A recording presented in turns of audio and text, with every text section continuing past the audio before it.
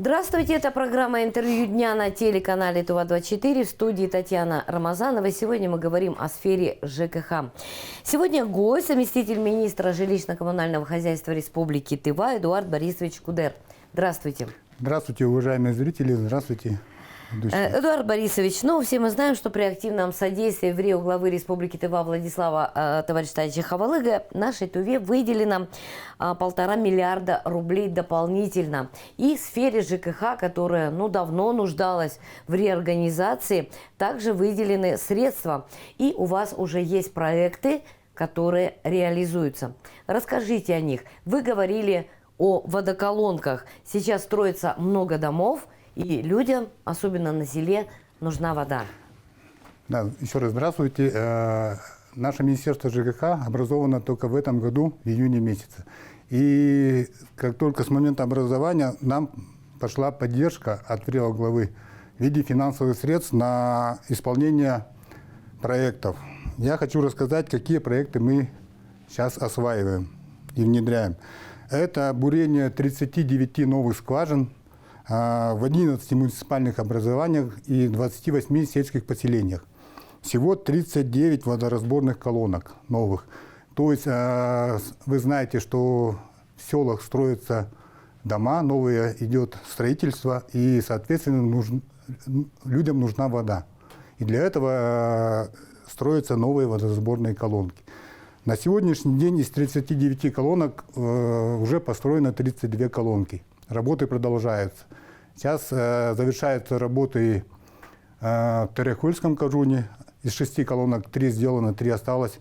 И в Авюрском кажуне 4 колонки, и там предстоит еще пробурить. А вот, допустим, Терехольский кажун, Эрзинский кажун, там, наверное, разный доступ к воде. Работы сложнее, допустим, в Терехоле?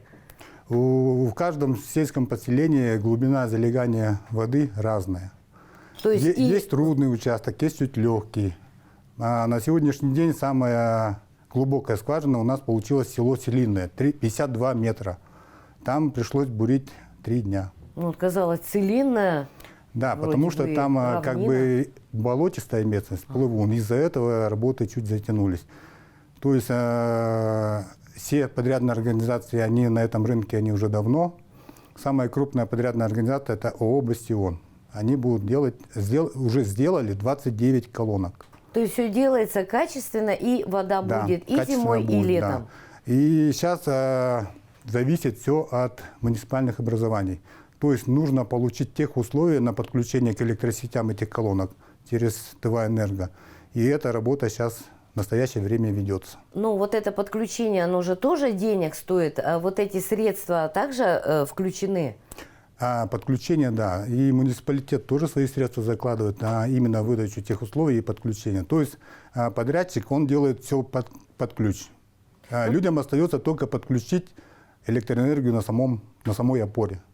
То есть получается, что муниципалитетам не нужно сейчас дремать, потому что большое дело сделано. Да. Вода есть, пробурены скважины, и нужно действовать оперативно.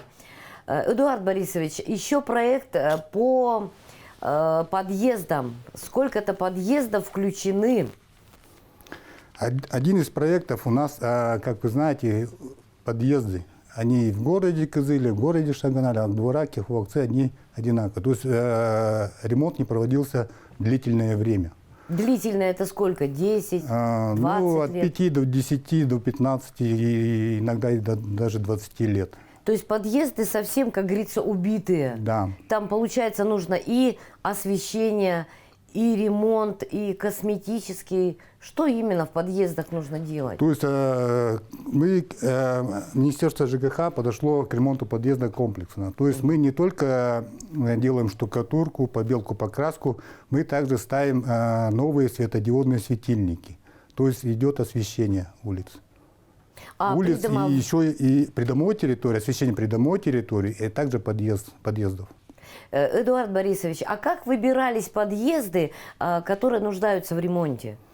Выбирались, каждая управляющая компания выбирала самые такие подъезды, которые находятся в плачевном состоянии.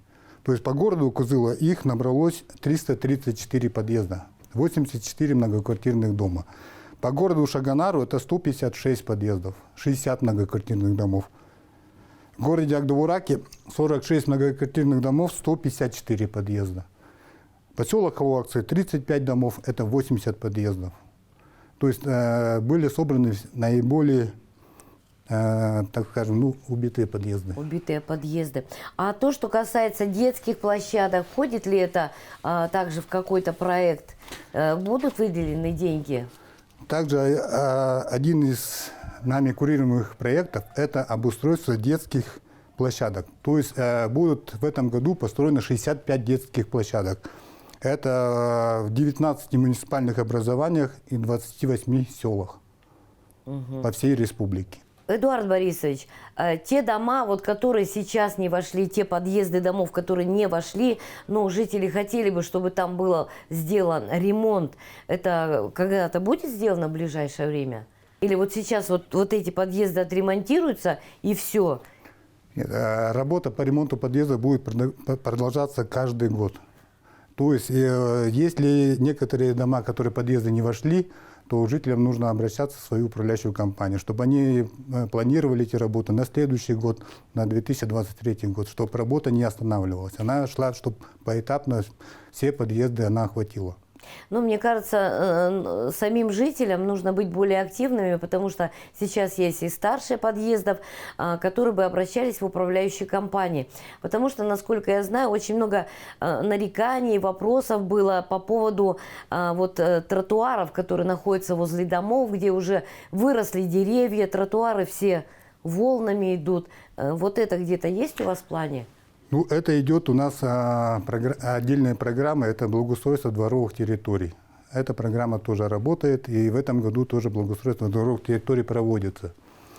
Также хочу сказать, что при ремонте подъездов управляющая компания привлекает самих жителей. Угу. Кто-то энтузиасты, кто-то сами хотят сделать, чтобы их подъезд выглядел опрятно, чисто и хорошо. И также привлекают задолженников по квартплате. Также управляющие компании через Министерство ЖКХ мы обратились в Тувинский строительный техникум через Минобразование. И Тувинский строительный техникум в городе Кызыле выделил тоже студентов на практику. И в городе Шагонаре также работают студенты на ремонте подъездов. Ну, вот сейчас, как бы, получается, выделены деньги, ведутся работы, но, в принципе, Министерство жилищно-коммунального хозяйства, которое, в принципе, давно должно было быть создано, у него, наверное, долгосрочное планирование, чтобы наши жители жили в красивых домах, чтобы были нормальные, удобные парковки, ровные дороги.